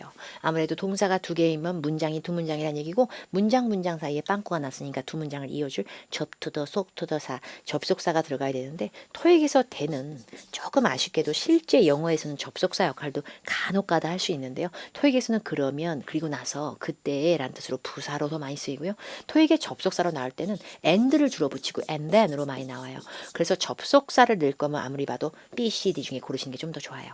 근데 여러분 since는 왜 뭐뭐 때문에란 뜻도 있긴 있거든요. 접속사 할 때. 근데 ever이 붙으면 ever since는 그때 이후로 줄곧 주구장창 이 진행된 그 오랜 세월을 강조할 때에 몰빵이 돼버려. 그래서 ever since가 되면 아마 그때 이래로 계속 해왔지가 돼버리는 거예요. 그래서 ever since가 들어가니까 pp가 들어가는 has pp에 딱이겠구나 뭐 이럴 수도 있는 그런 느낌의 함정이 있고요. as soon as 조건절의 탁월한 접속사로 뭐뭐 하는 대로 뭐뭐 하자마자. 근데 중요한 건 여러분 앞에 문장이 그냥 리뷰가 아니라 please review 반드시 리뷰하세요. 교회 그때 이후로 줄곧 받아온 이후로 줄곧 리뷰를 반드시 하세요. 이게 아니라 이거 수령하는 대로 바로 꼼꼼하게 리뷰하세요. 이거 받아지자마자 수령하자마자 꼼꼼하게. 그래서 명령문에 특화된 접속사는 오히려 여러분 if once 일단 이거 할 거면 이거 해. 만약에 공부 점수 높게 나오고 싶으면 토익 열심히 공부해. 이거 점수 성적표 받자마자 충격받지 말고 바로 빨리 다른 시험 준비해. 뭐 이런 식으로 명령문 형태나 조건절이 굉장히 탁월해요. 그 명령이나 지령을 주는 부분에 있어서. while도 뭐뭐 동안에 혹은 뭐뭐 반면에 뭐뭐 하지만 이렇게 뜻이 정도 있지만 반대 느낌을 유발하는 형태의 문장의 흐름이 아닌데다가 뭐뭐 동안에라고 하려면 내가 이렇게 토익 무료 대비 특강을 보는 동안에 우리 엄마는 주무시고 계신다. 동시간대 활동이 되다 보면 시제 중에 명령문의 타입이 잘 나오지 않을 겁니다. 자, 19번 문제. ABCD 보기를 보시면 이건 아주 쉽게 풀어야 돼요. 빈칸 앞에 is가 있거든요. 동사에다 동사 또 쓰면 안 되거든. s를 붙였다 띄었다는 건 명사 아니면 동사일 뿐인데 명사라고 볼 수는 없거든. 왜냐면 s를 떼고 봤을 때 얘가 동사 원형이니까 지 몸 뒤에 ing, ed도 붙이는 거야 좀. 그러면 동사 넣으면 안 되겠죠 여러분. 그러니까 A랑 B의 싸움인 거예요. 근데 컨시더는 여러분 3형식, 5형식을 혼용합니다. 곧 주어, 동사, 목적어만 넣고 나도 끝나고요. 주어, 동사, 목적어, 목적보어까지 나올 수도 있는 애기 때문에 여러분 얘가 상황에 따라서 됐어 나 3형식만 했는데 목적어 됐어 목적어 이럴 수도 있고 나 목적보어까지 끌 거야 이럴 수도 있기 때문에 얘는 조금 혼란을 유발하긴 합니다. 그런데 제가 봤을 땐 프로덕트 디벨롭먼트 팀이라고 하는 어떤 사람 단체의 팀에서 리디자인을 고려하고 있다. 그냥 일반 목적어 하나를 딱 끈 일반 능동태로 보여집니다. 왜냐하면 주어 동사 5형식 동사의 consider 뒤에 목적어 더하기 목적 보호에서 어느 경우든 목적어 자리가 주어 자리로 이동해야 동사가 비로소 BPP 수동태가 됩니다. 그럼 목적어 자리가 주어로 이동해서 수동태가 됐다면 주어는 곧 목적 보호의 상태가 돼 있다. 이렇게 되기 때문에 디벨롭먼트 팀은 패키지 리디자인의 상태로 되어지고 있다. 이것도 이상하잖아요. 디자인한다는 행위를 팀하고 동일시할 수는 없고 목적 보호랑 뭔가 아다리가 안 맞는 느낌? 이럴 때는 그냥 3형식으로 목적어 있으니까 능동 형태로 수동태는 목적어를 소멸하기도 하니까 특히나 3형식일 때는 이렇게 쓰일 수도 있는 거예요. 그냥. 자 그리고 120번 문제는 빈칸에 increase in small individual furnace가 이제 벽난로 같은 거. 글래스 블로잉이 뭐예요? 유리 조각을 잘라 놓은 다음에 거기다 바람 부는 건가? 아닐 때 유리를 가지고 하는 뭔가 세공 기법인가 그럴 수도 있을 것 같은데요. 근데 이걸 외워야 될까요, 우리가? 아니요. 지금 제가 봤을 땐 이렇게 생각해요. increase in small individual furnace하고 s로 furnaces하고 s로 끝났잖아요. increase가 동사일 리가 없잖아. 어디에 나왔으니까 small individually furnaces를 꾸민 것뿐이고 얘는 형용사일 뿐이고 결국에 어딜 봐도 콤마 앞엔 동사가 없으니까 A, B, C, D가 다 문장이 아닌 어구를 끌기 위한 전치사의 후보가 나온 거예요. 그러자면 제 얘기를 까먹지 마세요. 제가 아까 얘기했잖아. 접속사도 되지만 전치사일 때는 뭐뭐 대신에란 뜻도 있어요. rather than이. 얘랑 똑같잖아요. 그러면 이런 두 개를 치워야 된다고 이렇게 하는 게 잘하는 건데 왜 이걸 위험하다고 생각을 해요. 그러면 A하고 D가 남으니까 뭐뭐 때문에 아니면 예를 들어인데 예를 들어라고 할 거면 예를 들어 증가 스몰이나 인디비주얼 퍼니스의 증가 예를 들어 증가 얘를 콤마로 끊어버리는 거고요. 스몰한 작은 사이즈의 개인용 벽난로나 이런 거에 대한 수요가 증가한 것 때문에 유리 세공산업이 점점 더 뭔가 다가서기 쉬우면서도 매력적이고 인기 있는 예술의 어떤 한 표현 방식 이렇게 되는 거예요. 그래서 search as는 제가 봤을 땐 search as 뭐라고 나열할 수는 있지만 처음서부터 예를 드는 게 아니고요. search as 앞에 좀 더 큰 범주의 단어가 하나 나오고 그 뒤에 알까기처럼 search as 이게 더 맞아요. 처음서부터 그냥 search as 이게 아니라 토익 점수를 올리는 방법 search as 단어 외우기, 연어 정리하기, 데비트강 열심히 보기 뭐 이런 거. 자, 그 다음에 108번 보니까 108번은 제가 오늘 칠판에 써드린 그런 뭐 기법이랑은 상관이 없어요. 그래도 웬만한 문제는 빈칸 앞뒤를 보고 문제를 풀 수 있다는 걸 보여드리기 위한 짜투리 문제 정도로 보시면 되겠고요. 빈칸 뒤에 several groundbreaking dental devices 이렇게 단어가 뭔가 길게 나오잖아. 형용사도 나오고 뭐 명사도 나오고 뭐 이러잖아요. 근데 어휘는 항상 수식을 해주는 것보다 수식을 받는 끄어휘가 더 중요해요. devices가 훨씬 중요해요. devices를 목적어로 끌 수 있는 동사 과거 시제 넣으란 얘기예요. devices는 기구나 장치예요. 에디슨도 이런 것을 기구와 장치를 뭐 한 사람이에요? 발명한 사람이죠. 결국에 exceed라고 하는 건 초과하는 거예요. 토익 성적이 900을 원했는데 950이 나온 거 보니까 내 expectations를 내 기대치를 뛰어넘었군. expectations 이런 식으로 끌거나 아니면 speed 속도 제한 뛰어넘지 마세요. 약간 이런 식으로 쓰거나 supervise 감독 관리하기에는 장치를 감독 관리할 수 없고요. communicate는 with가 붙었다 안 붙었다 하기도 할 거예요. 의견이나 생각 따위를 전달한다 의미의 communicate는 with가 필요 없고요. depend on처럼 소통한다는 의미의 communicate는 혼자서 못하는 행동이라서 with가 붙을 거예요. 어찌됐건 사람에게 전달하는 내 의견이나 사람끼리의 소통의 느낌인데 device한테 할 필요 없잖아요. 그라운드 브레이킹이 혁신적인 거 몰랐어도 정답은 이 문제가 상당히 실제 토익에 나왔을 때도 어려운 문제고 이것이 제가 오늘 준비한 데비트 강의 파트 5 마지막 문제예요. 이게 끝나고 나면 제가 파트 7을 간단하게 하긴 할 건데 시간의 지체가 상당합니다. 그런데 한 지문 정도를 달아보고자 하는데 어쨌든 27번의 마지막 문제를 들어 왜냐하면 데비트 강 1타성의 데비트 강으로는 여러분 사실 짱일 수가 아닐 수가 없어요. 파트 5가 데비트 강의 일타성으로는 가장 효과가 있긴 하죠. 7은 어떻게 공부하는지 방식을 제가 드리기 위해서 준비한 챕터라고 보시면 되겠습니다. 어쨌든 여러분 ABCD에 공통점이 있어요. ABCD는 다 부사가 가능합니다. 제가 분명히 말씀드렸다시피 LY가 붙지 않아도 부사인 것이 상당히 많아요. 이 중에서 less랑 enough는 형용사도 혼용할 수 있고요. 그리고 apart는 apart from이 될 때는 뭐뭐 외에도 라는 제외성으로 열거성으로 전치사로 사용이 되기도 하는데요. 그냥 apart는 멀리 떨어진다는 느낌의 부사로 사용합니다. seldom은 never하고 아주 흡사한 부사입니다. 자, 이 문제가 왜 부사 자리죠? 일단 콤마 뒤로 아주 완벽한 완벽한 문장 누가 봐도 너무 길고 완벽한 문장이 나오고 있고요. 완벽한 문장 앞에 콤마가 붙는 순간 너무 어렵게 생각하지 마세요. 뭐 생략 구문 무슨 분사 구문 같은 생략 이렇게 안 하셔도 일단 완벽한 문장 앞에 콤마가 붙는 순간 그 콤마 앞에 있는 어휘는 완벽한 문장 앞에 있는 수식구처럼 쓰이게 되고요. 수식구 역할을 제일 잘하는 분사가 부사입니다. 그리고 이렇게 보시다시피 전치사가 명사, 소식이라고 하는 명사랑 붙었죠. 전치사, 명사가 붙은 어구, 전명구 혹은 전치사구 이런 식의 문법 용어인 걸 헷갈려 하시는 것보다는 전치사하고 명사가 붙는 어구를 수식할 수 있는 거. 한 방에 전치사적인 명사를 꾸미는 것도 부사입니다.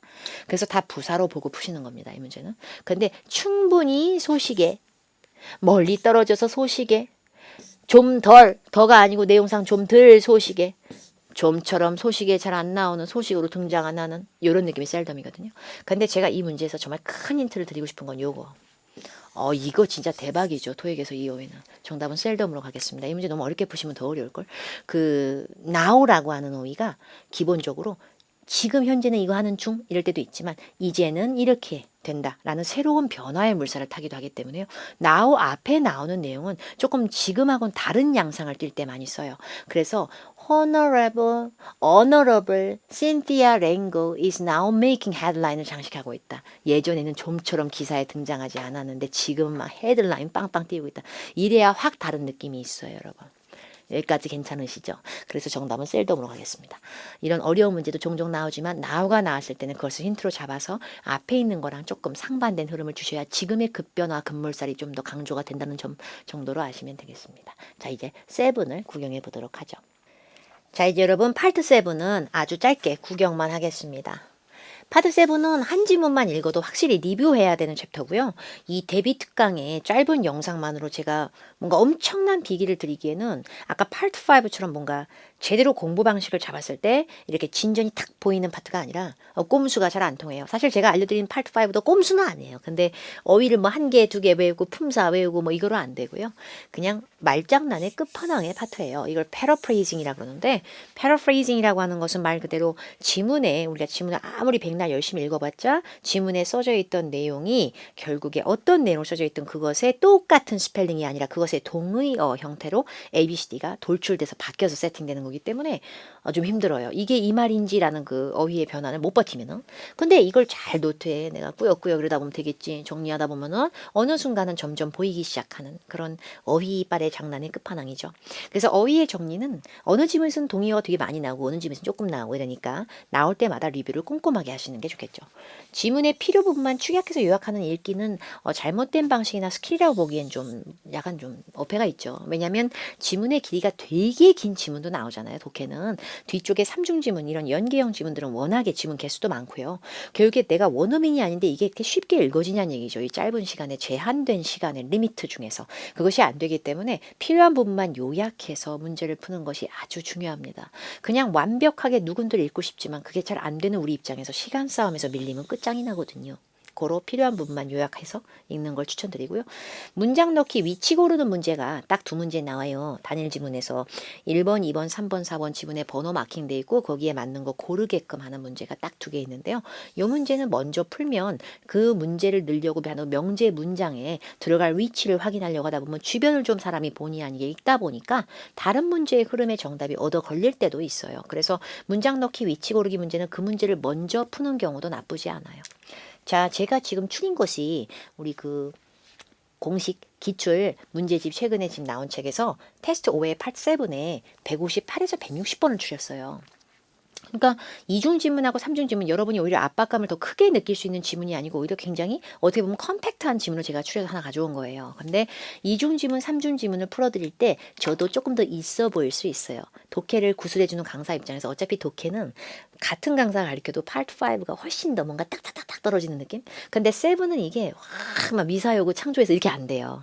근데 파트 7이라고 하는 걸 제가 뒤쪽에 있는 더 어려운 거보다도 앞쪽 거를 지금 자꾸 요새는 넣어드리고 있는데요. 앞쪽 부분의 문제라고 무시할 수 없는 게 단일 지문이 탄탄하게 빠르게 속독이 안 되면 이중하고 삼중 지문에 대한 압박감은 점점 커져요. 문제 푸는 시간이 워낙에 좁은 시험이니까. 여기 보니까 이 지문에서 문장 넣기 위치 고르기 문제가 있어요. 1, 2, 3, 4번 위치에 번호표가 매겨져 있다는 것 자체가. 그런데 이 문제가 158, 159, 160 중에서 58번은 그래 목적이니까 뭐 얘 빼고 두 문제 중에 나오겠지만 저는 PPT를 뒤로 넘기고 싶지 않아요. 왜냐면 뒤로 넘기면 지금 이게 PPT 처리상 이거 리모컨 누르면 정답이 빵 나와버리기 때문에 저는 문제를 먼저 다 일일이 읽어놓고 강의를 하는 걸 그렇게 좋아하진 않아요. 제가 실제로 미리 준비하고 여러분은 준비 시간이 없을 때 했을 때는 공평한 이게 경쟁이 아닌 거죠. 수업에 대한 철저한 준비는 매우 중요하지만 저는 수강생분들이나 수험자분들하고 똑같은 시각으로 같이 어프로치 해가면서 제가 정답을 맞출 수 있는 힘을 보여드리게끔 하는 게 좀 더 좋다고 생각하는 입장이에요. 개인적으로. 그래서 저는 읽어보겠습니다. 근데 좀 참고로 문장 넣기 위치 고르기 문제가 나왔을 때 그 문제를 먼저 풀기도 하는 방식도 있고 제가 제안하기도 하는데요. 저는 웬만해서 중간 정도의 평균적인 독해 실력이라고 보여준다면 오히려 지문을 먼저 읽는 걸 추천드립니다. 이걸 언제 다 읽나 싶긴 하지만 사실 어차피 안 읽고는 맞출 수가 없어요. 마법이 아니니까. 그런데 문제를 읽고 차라리 문제에서 요구하는 바를 찾는 게 낫지 않아? 이게 괜찮을 수 있는데요. 158번이 무조건 처음에 나온다는 건 아무도 보장할 수 없어요. 왜? 글의 목적이니까 처음에 나오겠지. 글의 목적은 미괄식이라고 해서 끝에 나올 때도 있어요. 간혹 가다가요. 결국에 제일 끝에만 읽고 나서만 정답되고 제일 위에만 있으면 무조건 정답이고 이렇게 문제가 번호표 달고 태어난 게 아니라서 문제와 지문의 내용이 항상 순서가 이게 아다리가 잘 안 맞아. 그러다 보니까 첫 번째 문제 풀려고 하다 보니까 지문 다 읽어야 될 때도 있거든요. 굉장한 시간의 소모를 부를 수도 있기 때문에 애초에 처음에 읽을 때 저는 지문을 먼저 요약해서 읽고 제 기억이 남은 극소수의 부분에서 맞는 것을 찾아주는 걸 좋아하는 스타일이고 글의 속성을 확인하는 스타일이에요. 메모는 항상 발수신자와 글의 제목이 발행되게 돼 있어요. 모든 직원들한테 펄이라는 오빠가 더큐멘트 프린팅에 대해서 썼어요. 저는 서론은 정말 때려 죽여도 읽는 스타일이야. 때려 죽여도. 서론에 있는 내용을 모르면 어떻게 내용의 어프로치가 전개가 됩니까? 모든 내용은 구술과 요약식의 서머리 기법으로 리딩을 할 때는 서론이 아주 중요합니다. 서론의 두세 줄은 반드시 읽으시기 바랍니다. Based on the expense report에서 expense는 돈 얘기구나. 라고 해석이 됩니다. expense report니까 지출 경비 내역서, 지출 내역서 보고서 이런 것을 토대로 봤을 때 말이다. 아주 분명한 사실은 뭔지 아니? 우리가 때려 죽여도 비용을 줄여야 한다는 사실이야. 돈 얘기구나 이 메모가 라는 걸 바로 빵 느끼시면 되겠습니다. 우리 사무용품에 대한 비용을 줄여야 된다는 얘기야. 우리가 사무용품에 대한 비용을 줄이는 걸 다 줄일 수는 없겠지만 우리가 줄일 수 있는 부분은 어디냐면 적어도 프린팅, 인쇄하는 부분이나 카빙, 복사 부분은 조금 줄여야 되는 거야. 거기가 우리가 확실하게 지금 인지해야 될 부분이야. 자, 그 다음 문단서부터 이걸 어떻게 해. 다 읽으려면 읽을 수 있지만 너무 귀찮고 짱나는 데다가 이걸 다 읽는데 시간이 많이 가죠 지금. 다음 문단서부터는 본론은 조금 더 짜잘한 정보가 나열된다고 보시면 됩니다. 각 문단의 첫 줄과 끝줄 위주로 잡아서 읽으시면 훨씬 더 내용을 요약을 빨리 하실 수가 있어요. 마침표가 끝나는 부분은 무조건 다 잡아서 한 줄이라 생각하신 것보다는 그냥 줄로 생각해서 대략적으로 제가 이렇게 찝어봤어요. Many of us have been making color copies of basic documents. 아주 생 기본 문서에도 그렇게 우리가 멋들어지게 컬러로 해왔잖아. 맨날 출력을. 근데 위에 문단이 뭐였어요? 돈 좀 줄여. 프린팅하고 좀 복사할 때. 기본 문서를 갖다 왜 컬러로 해왔잖아 우리가. 이거 자체가 제가 봤을 때는 컬러 카피를 조금 삼가하라는 식으로 내용이 변질됐을 겁니다. 흐름이. 이 문단의 끝줄 보니까 이렇게 자꾸 우리가 돈을 뻥뻥 컬러로 써대고 자꾸 쓰면은 오히려 돈을 쓸 게 정작 써야 될 큰 부분인 출장이라든지 social events, 친목 모임이나 이런 모든 것들에 있어서 돈 쓸 부분이 더 영역이 준단 말이야. 이런 얘기죠. 그리고 마지막 문단 rather than instituting a system wherein all drafts must first be approved by the department supervisor이고 뭐고 어쨌든 상사들에 의해서 일일이 다 승인이 돼야만 하는 그런 작업적인 부분에 있어서의 시스템을 이런 걸 도입하거나 이런 걸 이제 실시하는 것 rather than 보다는 근데 wherein이라고 하는 것은 원래 장소를 끄는 게 아니고요. 절을 끄는 연결구로서 그 자체의 뜻은 이러한 면에서 이러한 것에 약간 이런 느낌 뜻이 별로 없어요. 근데 이것 뜻을 사전을 검색하지 않고 몰랐더라도 지금 내용을 다 못 읽은 건 아닌데 왜 이거에 우리가 이렇게 심장이 쪼그라들어야 되죠? 필요한 부분만 읽으시면 돼요. 그리고 제일 마지막에 결론 부분도 끝에 두어 줄은 읽어주시는 게 좋은데요. 결론 부분에 reserve가 어디 예약하는 거 아니야? 예약하다의 뜻만 있는 게 아니라 보류하다, 좀 삼가다라는 뜻이 있어요. 그 뜻까지 알아야 되기 때문에 독해가 쉬운 게 아닌 거예요. 어휘가 우리가 지금 너무 단편적인 뜻만 되는데 reserve가 이런 뜻도 있다는 건 아셔야 될 필요가 있어요. 더군다나 reserve는 권한 따위를 가지다의 뜻으로도 쓰일 수가 있고요. 그래서 제발 좀 use of color for only those cases where visual appeal is a relevant factor. 그 심리적으로가 아니라 뭔가 눈으로 보여지는 비주얼, 시각적인 부분 자체가 굉장히 매력적인 부분을 보여줘야 될 그런 부분에 있어서 확실하게 관련이 돼 있는 요소라든지 그렇게 하는 게 의미가 있는 행위일 때만 컬러를 사용을 해. use of color for only 이러한 케이스에만 사용을 해. 이 얘기인 거죠. 그러니까 컬러 웬만큼 해서 쓰지 마. 이 얘기인 거고 관심 가져줘서 고맙네. 이러고 끝났죠. 제가 읽은 내용만 갖고 저는 비슷한 내용이 남은 정답으로 할 거예요. 그리고 내용이 달라지면 저는 뭐 어쩔 수 없겠지만 일단은 제가 한 거 내에서 골라볼 거예요. 메모를 쓴 하나의 목적이 무엇이겠나? 쿼터리 익스펜스 리포트가 나왔음을 알려주려고.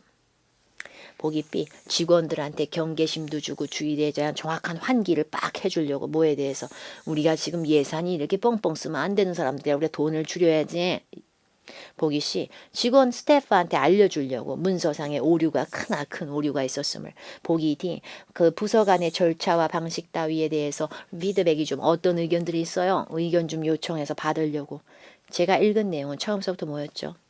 돈 좀 줄이자 우리가. 우리가 돈 좀 줄이자. 우리가 이렇게 돈 많이 쓰면 안 돼. 우리가 조금 세이빙스를 좀 하자. 출력이나 이런 데 있어서 이런 식의 단어를 통해서 결국에 버짓이 예산의 부분에 회사의 금전적인 부분에 우려사항이 있음을 직원들한테 알려준다라고 내용이 paraphrase 된 거예요. 독해는 이렇게 짜증나게 바뀌어요. 코스트가 그대로 써 있는 게 아니라 budget concern으로 바뀐 거예요. 그럼 완벽히 동의어가 아니라도 여러분의 노트에는 코스트나 세이빙스를 좀 하자. 비용 많이 나가면 안 되니까 세이빙 하자. 이거 자체가 budget 예산상에 있어서 우려사항이 있구나. 이런 식으로 바뀐 흔적이 내가 어느 독해 지문이든 풀어본 적이 있다라는 흔적을 이렇게 노트에 정리하시라는 얘기예요. 이렇게 정리하시고 이걸 외우려고 하시지 마시고 그때그때 이렇게 여러 번 읽는 방식의 화법을 통해서 읽어가시면서 내가 이런 걸 그래 본 적이 있었지 이 정도로 확인하시는 게 좋아요. 자, 그 다음에 두 번째 문제. 직원들이 employees be advised 요청 받은 거예요. 직원들이 권장 받은 거. A, B, C, D 보세요. 뒷꼬리면 거꾸로부터 읽어야지. report broken copy machines. 망가진 복사기들은 상사들에게 다 얘기하기, 보고하기. 보기 C. 회의록, meeting notes를 갖다 이메일로 싹 다 배부하기. 보기 B. 동료들한테 수다 떨면서 얘기해주기. 곧 있을 앞으로 열릴 친목 도모 행사에 대해서. 보기 A. 웬간에서는 흑백으로 복사할 것 기본 문서들은. 읽은 내용에서 기억나는 거 예밖에 없지 않아? 계속 얘기하면서 그 다음 문단서부터 돈 없네 돈 없네 이러더니 자꾸 니들은 카피를 복사를 할 때 기본적인 문서도 컬러로 하더라. 맨 마지막에 reserve 좀 금해라. 비주얼적인 어필이 꼭 필요한 문서가 아니고서는 웬간해서는 컬러를 금해라 라고 얘기를 했기 때문에 그 말은 곧 흑백을 사용해라 이렇게 되잖아요. 그렇잖아요. 그러니까 또 정리하는 거야. 아, reserve가 금하다 삼가하다의 느낌으로 쓰였을 때 조금 자제하고 삼가해라 보류해라. 뭐를 컬러로 사용하는 거를 자제해라. 이거를 갖다가 다른 말로 우리가 바꿨던 게 그 어떤 걸로 바뀌었냐면 이렇게 블랙 앤 화이트로 해라. 이렇게 되는 거잖아. 이런 걸 또 정리를 하라는 얘기예요. 패러프레이징으로요. 아까 여기 있었잖아. 처음서부터 컬러 얘기 계속 했잖아. 자, 이제 세 번째 문제. 요거가 문장 넣기 위치 고르기 문제인데요. 이제 실력이 조금 있으신 분들은 요 문제 먼저 풀기도 하고 저는 뭐 상관없다고 봐요. 지문을 먼저 요약하는 것도. 이 명제 문장을 1번에 넣을까 2번에 넣을까 3번에 넣을까 4번에 넣을까지 이 명제 문장을 정말 장난 아니게 번역해봐. 혹은 이 명제 문장은 어차피 좋은 문장이지만 어디에 넣는 게 좋을지를 내용을 다 읽어봐. 이거 아니에요. 1, 2, 3, 4번의 위치의 그 주변이 중요해요. 그래서 주변에 이 문장을 넣으란 얘기지 이 문장은 사실 어디에 갖다 놔도 이 내용하고는 개연성이 있는 문장이에요. 근데 그 자리에 올리는 걸 넣으란 얘기지. 다운표 안의 문장 Publicity flyers intended for clients are one obvious example. 문장은 앞과 끝이 중요해요. 문장은 앞과 끝이 중요하기 때문에 publicity가 홍보용으로 만들어진 flyers, 전단지 같은 거 얘기해요. 홍보용 전단지 같은 거면 예시가 되겠지. 자, 이걸 1번에 넣을 것인가? 2번에 넣을 것인가? 3번에 넣을 것인가? 4번에 넣을 것인가? 1번 자리 앞에는 보니까 너희들은 기본 문서에 자꾸 컬러 복사를 하더라. 예를 들면 회의록이라든지 제품에 대한 간단한 설명에 대한 초안이나 아니 예산표 같은 걸 왜 또 그렇게 블링블링 컬러로 해. 하나의 예시가 될 수 있지. 홍보를 굉장히 강하게 들어가는 홍보용 전단지들이 한 좋은 예시라고 볼 수가 있어. 이상하지 않아요. 2번 자리 바로 앞에 우리가 출장하거나 친목 모임 얘기하고 있는데 난데없이 전단지가 하나의 예시지. 아니 친목 모임 뒤에 전단지가 어떻게 예시가 됩니까? 3번 자리 바로 앞에 내용을 봤을 때 Employees make their own decisions about printing and copying. 아무래도 출력이나 복사, 인쇄 같은 거에 있어서는 상사한테 허락받는 시스템을 도입하는 것보다는 니네가 직접 잘 판단을 내려봐. 지금 현재 우리 회사 상황을 판단 내고 결정할 수 있게끔 해봐. 니들 스스로가 복사가 컬러가 필요할 것 같으면 하고 아니면 하지 말고 이렇게 결정을 내리란 말이야. 늘 그렇게 허가는 받지 말고. 홍보용 유인물로서 전단지가 하나의 큰 명확한 예시지. 이게 3번을 보고 4번 자리 보세요. 웬만해서는 삼가해요. 아직 아예 하지 말란 얘기가 아니고요. 비주얼적으로 뭔가 시각적으로 확 어필해야 될 만한 그런 요소가 있는 거. 그런 게 유의미한 요소에만 복사를 할 때 컬러로 하세요. 뭐 예를 들면 고객한테 나눠주기 위해 홍보용으로 자극적으로 주는 전단지 같은 거는 하나의 예시가 될 수 있겠죠. 컬러 복사를 해야 될 만한 비주얼한 그런 느낌을 줘야 되는. 왜냐하면 광고는 현혹이 돼야 되니까 딱 보이는 걸로 여기가 제일 좋아 보입니다. 그래서 이 문제 정답은 4번으로 들어가게 됩니다. 근데 이 문제는 앞뒤를 살짝씩 읽어서 잡는 건데 이 살짝씩 읽는 거가 잘 힘들고 앞에 flyers라고 하는 게 뭔 뜻인지 몰랐다면 또 힘들 수 있잖아요. 이런 변수가 있다는 점에서 여전히 우리한테 이런 문제는 압박감이 남지만 토익은 상대평가기 때문에 때문에 다른 사람들도 압박감을 똑같이 느낄 수 있는 바 위쪽에 있는 두 문제를 일반적인 문제, 독특성이 떨어지는 문제를 좀 더 꼭 맞추겠다라는 의욕을 가지시면서 동의어 정리를 정말 철두철미 얘기합시다, 여러분. 독해는 한 방에 확 좋아질 수 없어요. 그러나 제가 드리는 방식에 따르면 일단 우리가 짜잘짜잘한 어휘 정리는 필요하다는 얘기죠. 제가 한 지문을 풀든 10지문을 풀든 하루에 확 좋아질 수 없고, 다시 한번 얘기하지만 어휘 정리는 꼭 해주셔야 돼요. 지문상에서 바뀐 거는. 오늘 제 데비트 강의 도움이 많이 되셨길 바라고, 제가 이렇게 이례적으로 3개월 연장 우리 YBM의 수험생분들과 인터넷 강의를 사용하시는 분들을 위해서 데비트 강을 11월, 12월, 이제 그리고 1월까지 이렇게 열일해서 촬영을 해왔습니다. 일단 도움이 되셨으면 바라고, 이 데비트 강은 1월 첫 시험에만 국한되지 않아요. 제가 항상 얘기하지만 문제 사이클의 보편성이라는 게 있어요. 그러니까 이번 시험에 안 나와도 다음 시험에 또 나올 수 있는 내용을 충분히 많이 수록했다고 보여지기 때문에 이걸 많이 활용하시면 되겠죠. 그리고 제가 너무 열심히 찍었어. 이 책의 출처가, 여러분, 오늘 저희가 풀었던 문제가 ETS 토익 정기시험 기출문제집 RC입니다. 근데 이 책은 제가 지금까지 봤던 책과는 사뭇 달라요. 이것은 거의 뭐 센세이셔널해요. 아니, 왜 토익 시험 문제가 그대로 있는가? 보통은 이렇게 변형을 해야 되거든요. 기출은. 그냥 기출이 완전 그냥 기출 자체가 완전 그냥 토익 시험 문제집에서 시험장 가서 제가 풀었던 문제 그대로 있더라고요. 정말 그대로 토시 하나 안 빼고. 저는 이런 거 처음 봤어요. 그래서 이 문제집은 저도 개인적으로 욕심이 나는 바 핵심 이론 강의라는 강의를 제가 정말 열일 이중 지문, 삼중 지문까지 많은 제 모든 강의의 노하우를 넣었었어요. 그래서 그 강의가 지금 여러분 절찬리에 잘 우리 YBM 넷에 오픈이 돼서 제 강의에 들어가고 있는데, 제 스타일을 많이 구경하실 수 있는 강의예요. 그러니까 여러분들께서 혹시나 저하고 실강의 인연이 힘든 상황이라면, 저는 이번에 제가 촬영했던 그 인강이 여러분한테 정말 큰 도움이 될 거라고 생각하니까, 이제 최신의 따끈따끈한 핫한 신토의 기출 문제를 통해서 저랑 같이 이런 내용도 구경하실 분들은 박혜원 강사의 ETS 토익 정기시험 기출문제집을 꼭 활용을 해주시기 바랍니다. 그리고 제 다른 강의 및 이런 강의들도 잘 한번 봐주시고요. 이제 저는 또 열심히 열일하고 있기 때문에 다음번 촬영이 되는 기회가 됐을 때 여러분하고 어떤 좋은 강의들 만나 뵙도록 하겠습니다. 그럼 다음번 데비트 강의나 다음번 강의를 통해서 뵙도록 할게요. 감사합니다.